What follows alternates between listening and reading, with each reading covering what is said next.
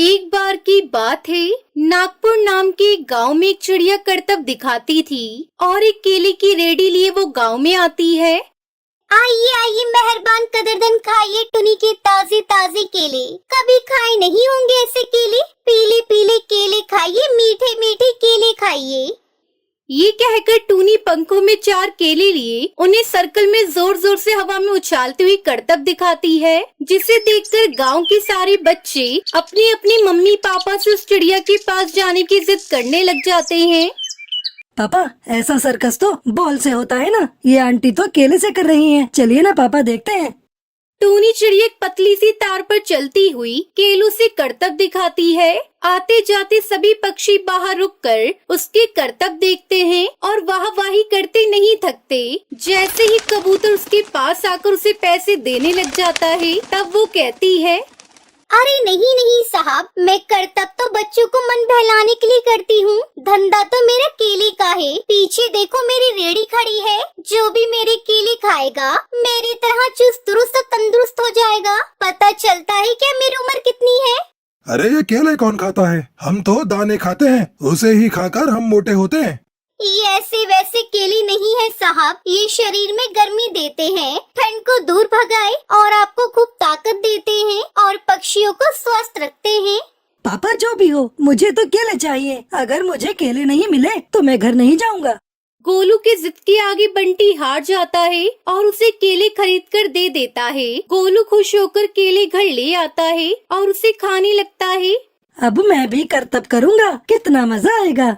ये कहकर वो पहला केला खत्म भी नहीं करता कि वो बेहोश हो जाता है। दूसरे केले से काला धुआं बाहर आता है और भूतिया टूनी चिड़िया की आत्मा बाहर निकलती है।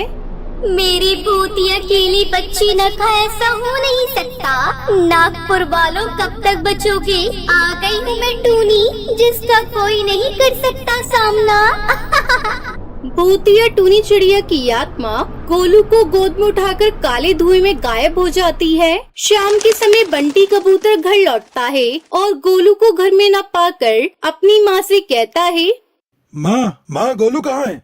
अरे बेटा, उसे तो तू सुबह करतब दिखाने ले गया था ना, फिर कहाँ वापस आए तुम दोनों? मुझे लगा तू उसे अपने साथ मंडी ले गया होगा। हे भगवान, मेरा बच्चा कहाँ गया? मैं उसे घर ही तो छोड़कर गया था माँ। बंटी गांव के हर कोने में अपने बेटे को ढूंढता है, पर उसे वो कहीं नहीं मिलता। अगली सुबह टूनी फिर से करतब दिखाने आती है और इस बार गोलू की तरह कालू केले खरीद लेता है और वो केले खाता है और पहला केला आधा खत्म भी नहीं करता कि भूतिया टूनी चिड़िया की आत्मा उसके सामने आ जाती है। मेरे साथ चलने का समय आ गया है कालू, ये तो बस शुरुआत है। अब इस गांव के सारे बच्चे धीरे धीरे मेरे कब्जे में होंगे, एक बच्चा भी नहीं बचेगा। ये कहकर वो कालू को गोद में उठाकर काले धुएं में गायब हो जाती है। इसके बाद हर रोज गांव में से कोई न कोई बच्चा गायब होता, पर ऐसा क्यों हो रहा था किसी को भी समझ में नहीं आ पा रहा था। रोज की तरह अपने बेटे गोलू की तलाश में बंटी गांव के एक तालाब के पास बैठा रो रहा था। कहाँ गया मेरा गोलू? टुनटुनी के जाने के बाद एक वही तो मेरा सहारा था। अरे उसकी आत्मा कोस रही होगी मुझे कि मैं अपने बच्चे को संभाल भी नहीं पाया। तभी तालाब में से उसे उसकी पत्नी टुनटुनी की आवाज सुनाई देती है। कहाँ थी तुम टुनटुनी? हमारी बच्चियों सारे गायब हुए बच्चे भूतिया टूनी चिड़िया की आत्मा के कब्जे में हैं। वो बच्चों को जो केले देती है उसे खाकर बच्चे बेहोश हो जाते हैं और उसके कब्जे में आ जाते हैं और वो उन्हें ले जाकर अपने भूतिया केले घर में ले जाती है। पर वो ऐसा क्यों कर रही है?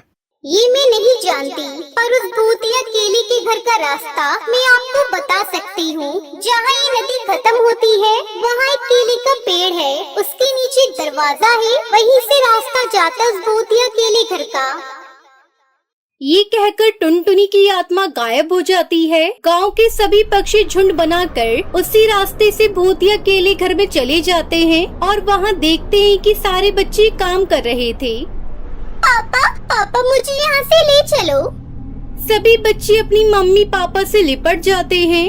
तो तुम लोग यहाँ तक आ गए? मेरे भूतिया केले घर में तुम्हारा स्वागत है। क्यों हमारे बच्चों को पकड़ लिया तूने? तुझे शिकार ही बनाना है तो ले, हम सब आ गए हैं, हमें खा ले, पर हमारे बच्चों को छोड़ दो। नहीं, मुझे बच्चे चाहिए। मेरे बच्चे के बदले तुम लोगों के बच्चे। इसी गांव में रहने वाली मैं काम चिड़िया थी। केले की चोरी के इल्जाम में मेरी बेटी को गांव वालों ने इतना मारा कि वो मर गया। उसी दिन मैंने ठान लिया कि गांव वालों का भी वही हाल करूंगी। कुछ दिन बाद उसके चले जाने के दुख में मैं भी मर गई और मेरी भटकती आत्मा एक भूत या टूनी चिड़िया की आत्मा के रूप में बन गई। और फिर मैंने बदला लिया तुम सबके बच्चे छीन कर। जब तुम बर्दाश्त नहीं कर पाए तो सोचो मुझ पर क्या बीती होगी। हमें माफ कर दो, पता नहीं ये किसकी गलती थी, पर हम सभी माफी मांगते हैं। हमारी खुशियाँ लौटा दो, तुम भी तो एक माँ हो, हमारे बच्चों को छोड़ दो। गांव वालों की बात सुनकर भूतिया टूनी चिड़िया की आत्मा का मन पिघल जाता है और वो बच्चों को छोड़ देती है। उसके बाद बच्चों के लिए जादुई केले का घर बन जाता है। अब कोई भी बच्चा कभी भी वहाँ जा सकता था।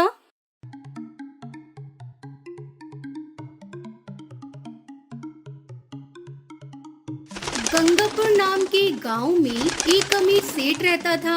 उस सेठ के यहाँ टुनटुनी नाम की एक गरीब चिड़िया नौकरानी का काम करती थी। सेठ के बड़े घर के बगल में एक छोटा सा घोंसला था।